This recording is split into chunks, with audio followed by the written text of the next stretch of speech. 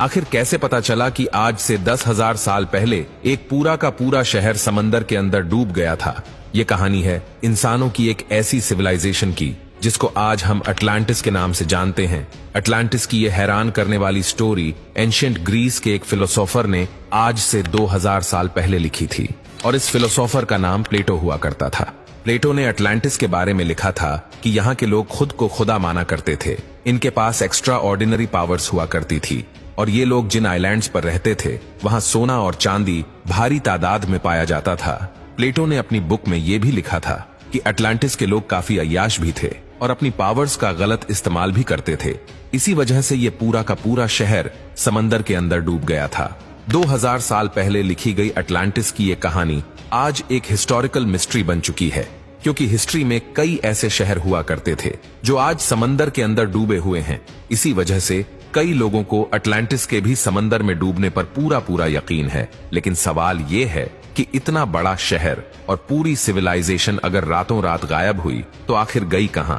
जिनका जवाब तलाश करने के लिए साइंटिस्ट, आर्कियोलॉजिस्ट और रिसर्चर्स पिछली कई सदियों से कोशिश कर रहे हैं। लेकिन इस बार साइंस ने समंदर के अंदर जो सबूत तलाश किए हैं उसको देखकर यह कहना गलत नहीं होगा कि शायद 11,000 सालों के बाद हम अटलांटिस के डूबे हुए शहर को तलाश करने के बहुत करीब पहुंच चुके हैं। अटलांटिस को समंदर में तलाश करने के लिए एक्सपर्ट्स कई अटेम्प्ट कर चुके हैं। इनमें से एक अटेम्प्ट जापान के एक रिमोट आइलैंड के करीब किया गया था जो यूनागुनी के नाम से जाना जाता है।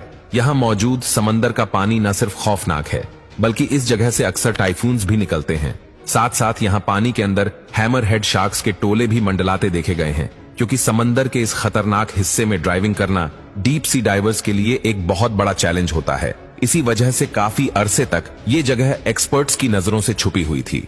किहाचायरो एक ऐसा शख्स है जिसने अपनी जान की परवाह किए बगैर यूनागुनी में डाइव किया था। इस डाइवर का कहना था कि जब मैं पानी के अंदर गया तो यहाँ पानी बिल्कुल क्रिस्टल क्लियर था और मैंने बॉटम पर एक अजीबो गरीब स्ट्रक्चर बना हुआ देखा। पहले तो आराटाकी ने समझा कि ये नॉर्मल पत्थर का पहाड़ है, लेकिन उसका शक यकीन में तब बदल गया जब उसने इस पहाड़ जैसे दिखने वाले स्ट्रक्चर पर सीढ़ियों जैसे स्टेप्स बने देखे। इस डाइवर को यह समझ नहीं आ रहा था कि अगर ये नेचुरल पत्थर का पहाड़ है तो इसमें स्टेप्स क्यों बने हुए हैं। लेकिन जब आराटाकी इस स्ट्रक्चर को एग्जामिन करने के लिए थोड़ा और नीचे गया तो उसने जो देखा वो उसके लिए यकीन करना काफी ज्यादा मुश्किल था। जी हाँ, ये पूरा स्ट्रक्चर 6 फुटबॉल फील्ड जितना बड़ा था और इसकी हाइट 8 स्टोरी बिल्डिंग जितनी ऊंची थी। इस अजीबो गरीब स्ट्रक्चर के बॉटम से लेकर टॉप तक स्टेयर्स बनी हुई थी और इस स्ट्रक्चर की हर साइड हैरतअंगेज तौर पे रेगुलर पैटर्न में बनी हुई थी। ये सब देखने के बाद एक बात तो तय थी कि डीप समंदर में बना ये मिस्टीरियस स्ट्रक्चर नेचुरल तौर पे नहीं बल्कि इसको इंसानों ने ही बनाया है। लेकिन ये असल में चीज क्या है? जब एक्सपर्ट्स को इस मिस्टीरियस स्ट्रक्चर के बारे में मालूम पड़ा तो उनका मानना था कि सिर्फ डाइविंग के जरिए हम इस स्ट्रक्चर के बारे में जानकारी हासिल नहीं कर सकते, लिहाजा अब वक्त था टेक्नोलॉजी इस्तेमाल करने का। एक्सपर्ट्स ने फैसला किया कि मॉडर्न सोनार टेक्नोलॉजी को इस्तेमाल करके योनागुनी आइलैंड के आसपास समंदर को स्कैन किया जाएगा।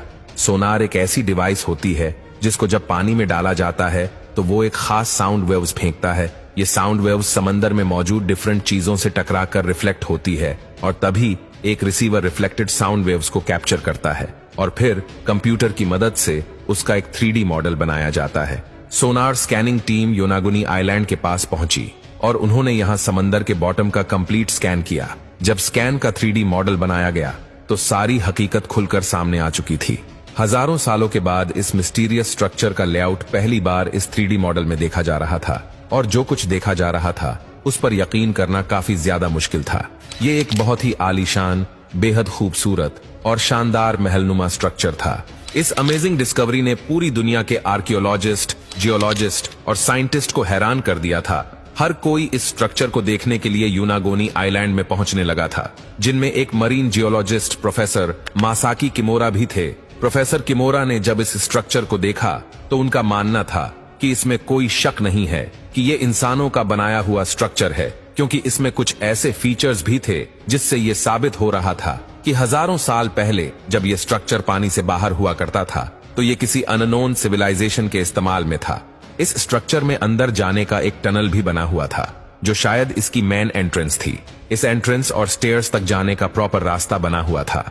ये स्टेयर्स स्ट्रक्चर के टॉप तक जा रही थी और इसके टॉप पर बिल्कुल फ्लैट टेरेसेस बने हुए थे। इनमें से सबसे टॉप वाले टेरेस पर एक ऐसी चीज भी थी जिसको देखकर ये अंदाजा लगाया जाता है कि यहाँ रहने वाले लोग हजारों साल पहले भी काफी मॉडर्न सोच रखते थे। यहाँ एक ट्रायंगल शेप का पूल भी बना हुआ था, जहाँ प्रोफेसर किमोरा के ख्याल से नहाने के बाद लोग यही टेरेस पर सनबात करते होंगे। ये टेरेसेस इतने बड़े हैं कि यहाँ हजारों लोग एक ही वक्त में खड़े हो सकते हैं।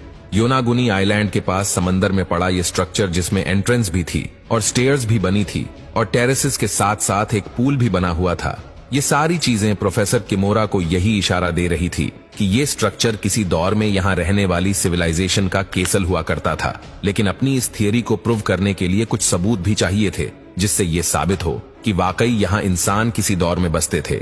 इसके लिए एक बार फिर से इस अंडर वाटर स्ट्रक्चर का मुआयना किया गया और कुछ सैंपल्स भी कलेक्ट किए गए। इन सैंपल्स में ज्यादा तो कुछ नहीं मिला, लेकिन एक चीज ऐसी थी जो काफी अजीब दिख रही थी। यहाँ से मिलने वाले एक पत्थर पर एक क्रॉस सिंबल बना हुआ था और इसी पत्थर पर 2 सुराग भी बने हुए थे।